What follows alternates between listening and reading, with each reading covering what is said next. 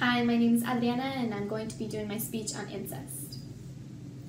So, King Tut was one of the most famous pharaohs in Egypt, and he suffered his whole life because he was a product of incest. His parents were a brother and sister, so he was born with quite a bit of defects. According to a documentary, Tutankhamun, The Truth Uncovered, he had clubfoot, feminine hips, and an overbite. So 1 in every 3 to 4 girls and 1 in every 5 to 7 boys are sexually abused within the family, says Mia Fontaine from The Atlantic.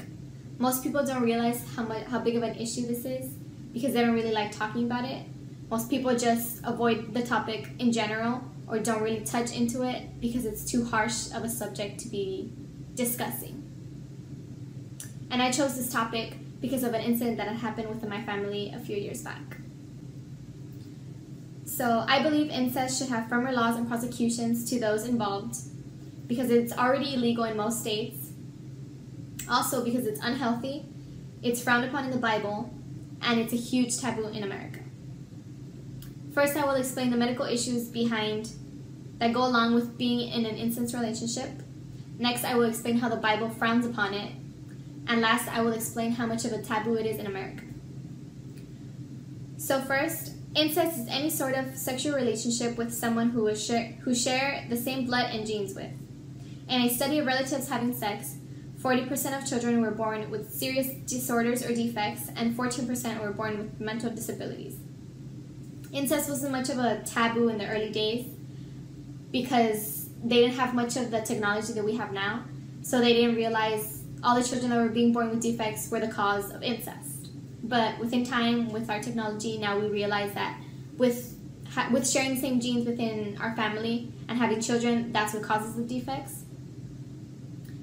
So back when it wasn't as much of a taboo, kings and queens would marry within each other to keep power within the family. They didn't like to share their riches and their power within other families, so they would marry their sister or marry their cousin to keep the power and the money within the family. In my opinion, I don't think people should have risked the health benefits and the risks of their children dying just to keep the power and the money within each other.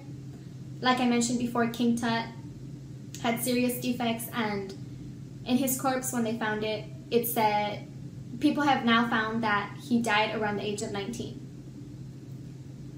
I just explained the health risks accompanied with incest relationships. Next, I will explain how the Bible opposes incest. In the Bible, it's stated more than once how it is not tolerated and you should not be a part of it.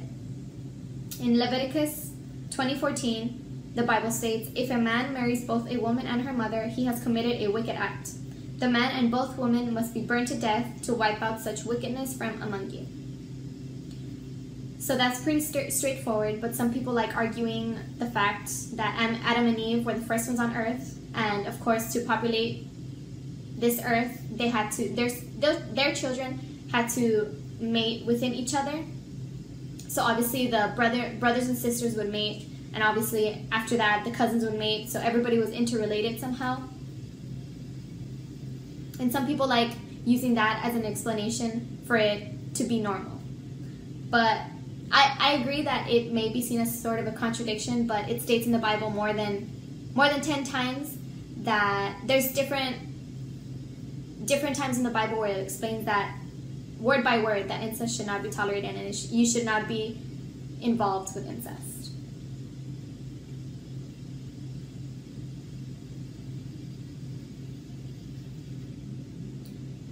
I just talked about how the Bible opposes it. Next, I will talk about how it is a taboo in America. So this topic, for the most part, is seen as something cringy or seen as something weird for the most part. And like I said, it's still a huge taboo in America, but for the most part, they've been changing laws and been more lenient with different laws, and it's completely changing our society. For the people that are involved with incest, they may see it as true love, or they may see it as they grew up with this one person, so that's why they think that that relationship needs to happen and they have to be with this certain person. For example, Professor David Epstein was a 46-year-old professor at Columbia University, and he was involved with his 24-year-old daughter at the time. when they found out about them, they found weird, creepy texts from and to the daughter and the father. And when they looked into it, they took him to trial, and Epstein's lawyer said, "We are obviously all morally opposed to incest, and rightfully so. At the same time, there is an argument to be made to let go of what goes on privately in the bedrooms. It's okay for homosexuals to do whatever they want in their own home. How is this different?"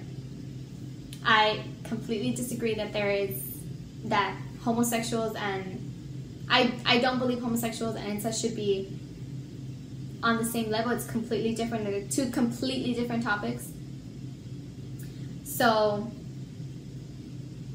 Epstein ended up facing 4 years in prison because of the fact that in New Jersey it's completely legal to have a relationship with somebody that you share the same blood or genes with, as long as both of you are older than 18.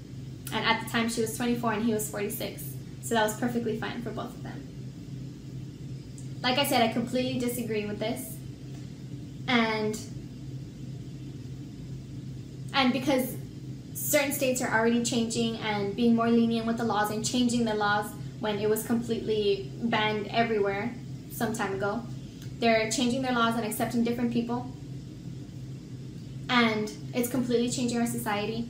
It's states like Delaware, Georgia, Hawaii, Illinois, and others have laws just preventing sexual penetration. Like I stated above, I think we should have stricter laws banning incest at all costs, banning any relationship, sexual or not. There are way too many negative factors coming from this, such as medical risks, Bible verses opposing it, and society changing for the worst. As a society, I think we should be making life better for our children, for our grandchildren, and by becoming more lenient with these laws and changing these laws, we will only end up with more problems to our generations, for our generations to come. Thank you.